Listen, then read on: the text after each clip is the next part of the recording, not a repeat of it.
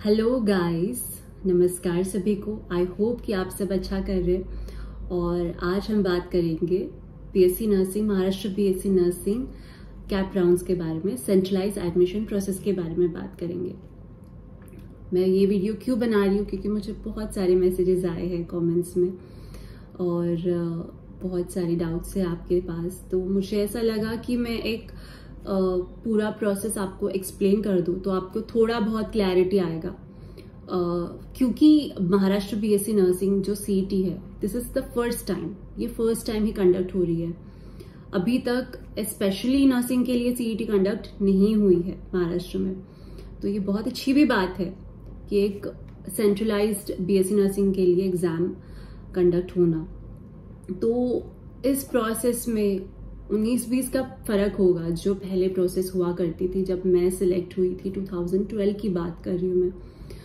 तो थोड़ा उसका रेफरेंस लेके और इंफॉर्मेशन ब्रोशर में जो बताया है उसके बिहाफ पे मैं ये वीडियो बना रही हूँ। और बहुत सारे लोग बहुत सारी रैंडम चीजें बता रहे हैं यूट्यूब पे, बहुत कंफ्यूजन क्रिएट करता है। तो आई होप कि आप ऑथेंटिक चीजें देखें, आप निकाल के इंफॉर्मेशन ब्राउजर आप पढ़ लो, बहुत अच्छा रहेगा क्योंकि क्लैरिटी मिल जाएगी आप।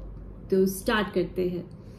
तो फर्स्ट अभी एग्जाम हो गया, ठीक है, डिक्लेरेशन तो हो गया, मार्क्स का डिक्लेरेशन हो गया है, आपको आपका परसेंटाइल अभी पता चल गया है जब मैं वीडियो बना रही हूँ, ठीक है। इस तरीके से ब्रोशर में दिया है। नेक्स्ट प्रोसेस होगा कि आपको अपने जो डॉक्यूमेंट्स है वो ऑनलाइन अपलोड करने होंगे। अभी जो है फिलहाल की डेट में इस चीज की कोई भी इंफॉर्मेशन नहीं आई है, तो यू हैव टू वेट। सबसे इंपॉर्टेंट चीज है डॉक्यूमेंट्स आपके जो ब्रोशर में दिए हैं। यहाँ पे मैं एंड लिस्ट करती हूँ, 3 सेट बना लो इनके, जेरोक्स कॉपी कर दो, अटेस्टेशन करके इनको रखो अपने पास। ये लिस्ट में है कौन कौन से डॉक्यूमेंट्स मैं बताती हूँ। Online downloaded application form, copy of a downloaded admit card, any photo ID, Aadhaar card, PAN card, passport, anything will do, copy of downloaded MH BSc nursing CET 2023 result, nationality certificate मतलब domicile, ठीक है। इसके बाद में certificate of as, इसके लिए SSC का passing certificate या वैलिड पासपोर्ट भी चलेगा। उसके बाद में SSC marksheet, SSC passing certificate, HSC marksheet, HSC passing certificate, medical fitness certificate from a registered medical practitioner, मतलब एक डॉक्टर से आपको, एमबीबीएस डॉक्टर से आपको एक फिजिकल फिटनेस आपको लेके रखना पड़ेगा, उसके लेटर हेड पे बहुत जरूरी होता है। So these are the documents you have to upload online when the registration will be starting. This is done everybody. General certificates है ये सारे, जो कास्ट में आते हैं उनकी कास्ट सर्टिफिकेट्स, कास्ट वैलिडिटी, जो अलग डिफेंस कैटेगरीज में आते हैं उनके लिए अलग से एक एनेक्जर बनाया है, वो उनको डाउनलोड करना है। उस पे आपको डिफेंस कैटेगरी का फॉर्म भर के आपको फिल करके वो देना पड़ेगा सर्टिफिकेट। उसके बाद में पर्सन विद डिसेबिलिटी, आप पर्सन विद फिजिकली आप डिसेबल हो तो आपको वो सर्टिफिकेट डॉक्टर से लेके आना पड़ेगा। कितने लेवल का डिसेबिलिटी है उसमें इंफॉर्मेशन होनी चाहिए और आपको रजिस्टर्ड वो डॉक्टर से करवाना पड़ेगा। तो ये उसके बाद में आप माइनॉरिटी हो या फिर सिंधी गुजराती हो, ये सब माइनॉरिटीज के जो भी सर्टिफिकेट्स है आपको देने पड़ेंगे। उसके बाद में आप ओबीसी कैटेगरी से बिलोंग करते हो, आपको नॉन क्रिमिनल जो सर्टिफिकेट है वो देना पड़ेगा। सब सर्टिफिकेट्स के बारे में हो गया इंफॉर्मेशन कंप्लीट। नेक्स्ट, तो ऑनलाइन फॉर्म फिलिंग के बाद में, ऑनलाइन अपलोडिंग ऑफ डॉक्यूमेंट्स के बाद में आप, तो नेक्स्ट होगा फिजिकल वेरिफिकेशन प्रोसेस। इसमें आपको जो आपके ओरिजिनल डॉक्यूमेंट्स है वो लेके जाने पड़ेंगे, फोटोकॉपी वो आपको आपकी सबमिट करेंगे अटेस्टेशन वाले, और इस तरीके से ये physical verification process will be concluded. Next, the competent authority will, इसमें लिखा है ब्रोशर में, the competent authority will prepare provisional state merit list of the eligible candidates. तो उसके बाद में, मतलब फिजिकल वेरिफिकेशन के बाद में जिनके वेरीफाई हो गए हैं डॉक्यूमेंट्स, उसके हिसाब से state merit list eligible candidates की पब्लिश की जाएगी। इसके ये सब प्रोसेस कंप्लीट होने के बाद online verification, state merit list आ गई, स्टार्ट होगा प्रेफरेंस फिलिंग स्टार्ट होगा। इसी तरीके से कैप राउंड्स में सिलेक्शंस होंगे। तो प्रेफरेंस फिलिंग में होगा, तो ऑनलाइन प्रेफरेंस फिलिंग जब भी स्टार्ट होगा, प्लीज जाके प्रेफरेंस फिलिंग फॉर्म अच्छे से भरना, because this is the most important thing. ये है टोटल 6 कॉलेजेस है गवर्नमेंट के। कौन कौन से कॉलेजेस है? मेरा कॉलेज फर्स्ट है, that is college of nursing sir J group of hospital. उसके बाद में बीजे गवर्नमेंट कॉलेज, वो है पूना में। उसके बाद में college of nursing hospital Ajni, that is in GMC Nagpur. Next है government medical college hospital Aurangabad. उसके बाद में आता है शंकरराव चौहान, ये है कॉलेज नांदेड़ में। उसके बाद में आता है Vilasrao Deshmukh government college in Latur. So there are total 6 government colleges where you and when you put, जब आप प्रेफरेंस फिल करोगे, आपको अच्छे मार्क्स हो, आपको एवरेज मार्क्स हो, आप 6 के 6 डाल देना। आप ये नहीं सोचना कि मुझे अच्छे मार्क्स है तो मैं 6 ही डालूंगा, नहीं, ये गलती नहीं करना बिल्कुल। तो आप टोटल 6 जब भी आप ये डाल दोगे मेडिकल कॉलेजेस, उसके बाद जो भी प्राइवेट कॉलेजेस है, जब तक लिस्ट आ रही है, अगर 20 तक लिस्ट है तो 20 कॉलेजेस डाल दो ना, आपका क्या जा रहा है, ठीक है, रिस्क नहीं लेना है इसमें बिल्कुल।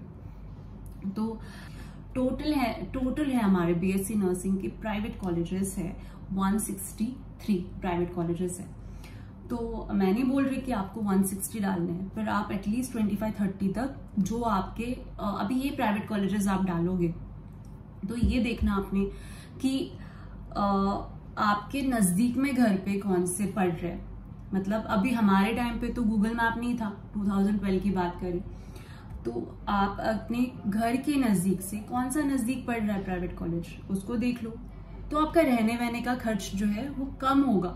आई नो कि प्राइवेट में बहुत एक्सपेंसिव हो जाता है, तो इसके लिए मैं ये बोल रही हूँ कि गूगल मैप्स पे सर्च करो कि आपके घर के नजदीक से कौन सा हॉस्पिटल्स, कौन से कॉलेजेस नजदीक पढ़ रहे हैं, और उसकी काफी सारी ऐसी लिस्ट बनाओ, 30 अभी बैठ के बनाओ, डू इट नाउ। उससे क्या होगा, आपको तभी सोचना नहीं पड़ेगा, ऑलरेडी ब्रोशर में लिस्ट दी है, मैंने अपनी लिस्ट अपलोड कर दी है, तो प्लीज जाके उसको लिस्ट बना दो, उस पे इसके अपनी खुद की लिस्ट बनाओ, पर्सनल लिस्ट। तो ये आपका हो गया। कैसे फिल करना है, उसका कॉलेज कोड होगा सभी कॉलेजेस के। तो प्रेफरेंस जब भी फिल करेंगे आप, ठीक है, आपको कॉलेज का नाम नहीं डालना इसमें, उसमें आपको दिया है कॉलेज कोड। जैसे कि college of nursing J group of hospital का कोड है 9111, तो वो डालना है आपको। तो मुझे पास आउट होके 6 साल तो हो गए लगभग, तो 6 साल पहले भी 50 ही सीट्स थे और अभी भी 50 ही सीट्स है। तो इंटेक कैपेसिटी 50 है हर कॉलेज और गवर्नमेंट कॉलेजेस में। तो आप अपना हिसाब लगा लो कि आपको कहाँ प्रेफरेंस फिल कर दिया, सबमिट कर दिया, डन हो गया, ठीक है। तो कैप राउंड फर्स्ट के रिजल्ट्स आएंगे। सपोज आपको प्राइवेट कॉलेज मिल गया, आपको अच्छे मार्क्स से आप गवर्नमेंट में लग गए, हो गया आपका डन हो गया, चलो। पर आपका फर्स्ट राउंड में अगर आपको गवर्नमेंट कॉलेज नहीं मिला, आपको प्राइवेट कॉलेज मिल गया, तो आप क्या करेंगे, तो आप रुकेंगे, वहां पे जाके आप उस कॉलेज में एडमिशन लेंगे, ठीक है। और मैं अंदाज से लगा रही हूँ कि आपको 50,000 एटलीस्ट 50,000 आप अपने पास संभाल के अरेंज करके ऑलरेडी रखो, क्योंकि वो टाइम पे फिर ना बहुत फजल अप हो जाता है, परेशान हो जाते हैं, अरे ये भी चाहिए, अरे वो भी चाहिए। तो ऑलरेडी 50,000 आप अपने पास पापा मम्मी को या फिर आपके जो भी नियरेस्ट क्लोज होंगे उनको बोल के रखो कि इतना इतना अरेंज करके चाहिए करके, ठीक है। तो आप फिर वहां पे एडमिशन ले लो। आप वेट करना है आपको, एडमिशन अगर नहीं लोगे आप प्रोसेस से आउट हो जाओगे, ये ध्यान में रखना। तो आप एडमिशन लोगे, आप वेट करोगे, और फिर नेक्स्ट राउंड में अगर आपको मिल गया वेल एंड गुड, अगर नहीं तो आपको अगर आप ट्रांसफर होगे वहां पे आगे, अगर सीट है तो आप ट्रांसफर हो जाओगे या फिर आपको वेट करना पड़ेगा, व्हाटएवर। तो कैप राउंड 3 तक वेट कर सकते हैं। कैप राउंड 2 में हो गया आपका, सपोज आपको जो चाहिए था सेकेंड राउंड में आपको मिल गया, डन हो गया है कॉलेज, मुझे जो चाहिए था मेरे नजदीक है घर पे, या फिर मेरे को यही करना, यही कॉलेज चाहिए था मेरे को, तो इसमें बीएससी नर्सिंग ग्रेजुएशन होना था, जैसे कि मेरा था कि जे मुझे चाहिए था, तो आप उसको डन कर दो और अपना रिटेंशन फॉर्म फिल कर दो, रिटेन कर दो कि मुझे अभी इसके आगे, क्योंकि फिर क्या होगा कि अगर आपने कुछ लिस्ट में आगे का नंबर दिया है और फिर आप ऊपर चले जाओगे, फिर आप परेशान हो जाओगे। तो आपको 100% श्योर है कि मुझे यही चाहिए था, तो आप रिटेंशन फॉर्म फिल कर दो और डन कर दो प्रोसेस को, तो आपको वहां से कोई नहीं हटा सकता। ये हो गया। उसके बाद में जिन लोगों का सेकेंड राउंड में नहीं लगा है वो थर्ड राउंड तक वेट करेंगे, और जिन लोग थर्ड राउंड तक वेट कर रहे, सपोज आपको नहीं लगा थर्ड राउंड में, या फिर आपको जो डिजायर्ड था आपका वो नहीं मिल रहा, तो आप क्या करेंगे, ये सीक्रेट है। तो ये सीक्रेट क्या है कि अभी फर्स्ट राउंड में सपोज किसी को बीएससी नर्सिंग करना ही नहीं था, उसको एमबीबीएस प्राइवेटली वो चला गया या फिर बीएमएस करने चला गया, तो वो जो इसका सीट है ना वो वैकेंट रह गया, ठीक है। तो ऐसे बहुत सारे इंस्टीट्यूट्स हैं, इनमें ऐसे सिंगल वैकेंट रह जाते, एक दो कोई ना कोई रीजन की वजह से वैकेंट हो जाते हैं सीट्स। तो अभी क्या करते हैं इंस्टीट्यूट्स, जैसे कि college of nursing, JJ group of hospital या फिर जीएमसी नागपुर, तो इनमें स्पॉट एडमिशन्स होते हैं। स्पॉट एडमिशन क्या है, तो अभी ये जो बचे हुए या 2 या 3 सीट्स है, इनका एडमिशन होगा। तो ये करीब करीब पूरा एडमिशन जब भी कैप राउंड्स हो जाते हैं ना, तीनों भी राउंड्स काउंसलिंग राउंड फिनिश हो जाते हैं, तो उसके बाद सितंबर या अक्टूबर, सितंबर में ही पकड़ लो, ये नोटिस आता है, नोटिफिकेशन आता है न्यूज़पेपर में। बहुत ध्यान रखना पड़ता है न्यूज़पेपर पे, जो भी इंपॉर्टेंट न्यूज़पेपर्स है, टाइम्स ऑफ इंडिया वगैरह, लोकमत, तो उनमें ये छोटा सा नोटिफिकेशन आता है कोने में, इस पे ध्यान रखना है। जब भी आएगा आप अपना रिटर्न में फिर उधर एप्लीकेशन देना है, इतने इतने दिनों में आपको यहाँ पे आके फिर अपना एप्लीकेशन दे दो। तो आपको एप्लीकेशन में क्या लिखना पड़ेगा कि आई एम कैंडिडेट, नंबर आपका लिखोगे, एप्लीकेशन फॉर्म नंबर लिखोगे, आपको इतना ऐसे मिला, I want to join for the spot admission in this institute, ऐसे करके आप लिख दोगे और आप फिर उसी डेट पे आपको जाके फिर वहां पे एडमिट होना है। और जो वहां पे स्टूडेंट्स आए हैं, सपोज वहां पे 2-3 लोग आए हैं, वो स्पॉट एडमिशन उन्होंने देख लिया है नोटिफिकेशन, वहां पे 2-3 लोग आए हैं, तो आपको क्या होगा कि जिनके तीनों चारों में से ज्यादा मार्क्स होंगे उनको वो सीट मिलेगी। तो this is the secret thing that most of the people don't know. तो जब भी ऐसा होगा तो ध्यान रखना, there is hope, still hope after CAP round 3। तो जो मैं स्पॉट एडमिशन की बात कर रही हूँ, उसका जो जिक्र है ब्रोशर में इस तरीके से लिखा है कि वो मॉप अप राउंड, पहले उसको स्पॉट एडमिशन बोलते थे, पर अभी इन्होंने इसका नाम बदल के मॉप अप राउंड, तो मॉप अप राउंड रखा है। तो ये प्लीज मत कंफ्यूज होना, और नोटिफिकेशन में भी यही आएगा मॉप अप राउंड्स के लिए आप। और यही है total CAP round centralise admission process का राउंड का एक्सप्लेनेशन। मेरे एक्सपीरियंस और ब्राउचर के हिसाब से मैंने ऑथेंटिक जो इन्फॉर्मेशन है वो देने की कोशिश की है। और अभी बहुत सारे लोग मुझे पूछ रहे हैं कि इतने इतने मार्क्स मिले हैं, तो रुक जाओ, थोड़ा सा प्रोसेस में आने दो और इतना परेशान मत हो जाओ। आपको अगर गवर्नमेंट में मिल रहा है, प्राइवेट में मिल रहा है, जहां से भी मिल रहा है, ट्राई करो कि आप सिंसियरली पढ़ाई करो। इम्पॉर्टेंट ये है कि आप बीएससी नर्सिंग करो, because that's a good future.